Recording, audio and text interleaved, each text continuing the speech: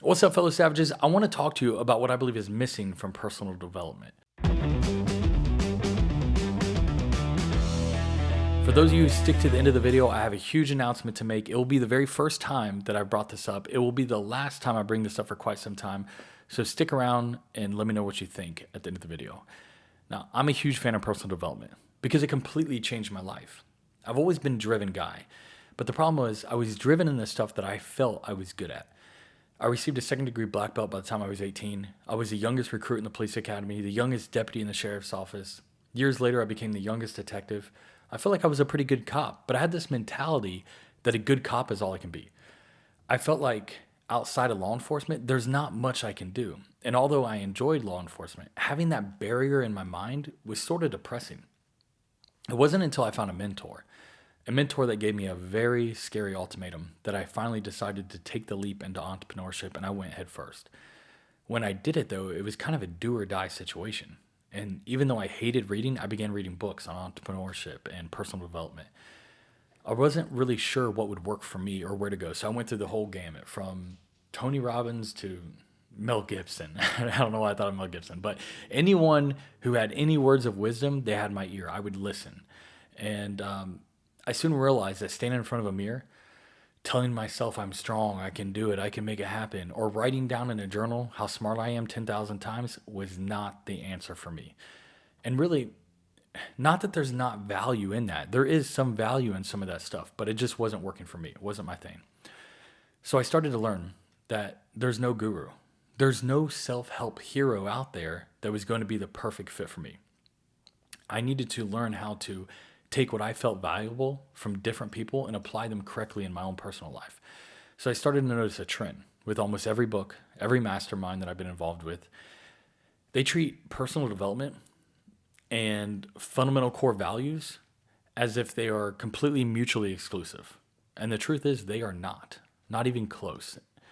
To give the clearest example I can, from a Christian world perspective, if you claim to be a child of God, but you've not nailed down what you believe are your core fundamental values and beliefs, but yet you make a lot of money, you only have one very small part of the package.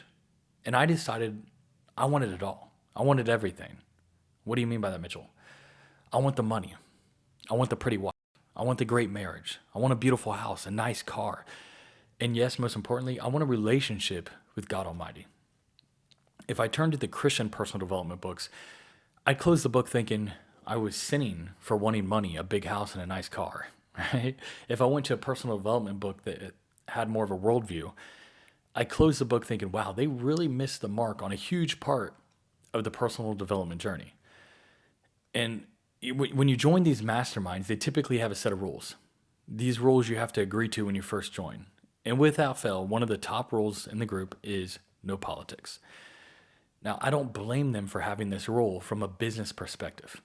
If they take a hard stand on something, they'll automatically turn away close to 50% of people or so who may be interested in personal development, and that's a lot of lost revenue.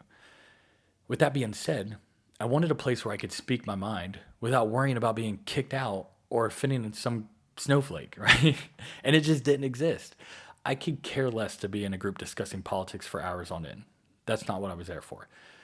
But if a politician does something that goes against my core fundamental values and beliefs, part of personal development is having the guts to stand up and say something about it, to do something about it. I've said this many times. We can't complain about losing our freedoms and refuse to talk about politics. We can't complain about society losing morality and refuse to talk about Jesus. It just doesn't work. If you want to become the very best version of yourself, if you want to leave a legacy, you want to make a positive impact on society that is felt long after you're gone. If you're legacy and impact driven, you cannot accomplish that without taking a stand for what you believe in. Now, that's my personal opinion. And lucky for you, there are 10,000 other people out there with different opinions you can consume your content from. But as far as I'm concerned, I will always, unapologetically, share what I believe is right according to my values and my beliefs. And I encourage everyone else to do the same. Because of this, I wrote a book titled Peaceful Savage. It launches on May 22nd. Shameless plug here. If you haven't already, check out the peacefulsavagebook.com so that you can be notified when the book launches. Now, for those of you that have made it to the end of the video, I have a really important announcement to make. Like I said, this is the very first time I've made this announcement. On June 22nd, just about 30 days after the launch of the Peaceful Savage book, the Peaceful Savage community will launch. This is a project I've been working on for a very long time. I'm very excited to get all of you plugged in. It is a full-blown social media platform, but instead of consuming content that will only make you procrastinate and waste your time, there'll be online courses, live events, coaching sessions, and a community of like-minded American men and women who support one another. You don't have to worry about censorship. You can post your memes or whatever it is you're into. But of course, the purpose of the platform is to take men and women from where they currently are to where they want to go, to get rid of the mental barriers that are in your head that are holding you back. And yes, make more money, create bigger impact, live a healthier life, find your purpose, and grow your relationship with God. So if you're interested in becoming a founding member of the Peaceful Savage community, I'll notify you if you go to thepeacefulsavagebook.com, fill in your information, or you can go to psoath.com, sign the Peaceful Savage Oath like hundreds of other people have before you. And unlike many other creators out there, I'm not afraid of losing revenue, so I'll go ahead and say it. No snowflakes allowed. Y'all stay savage.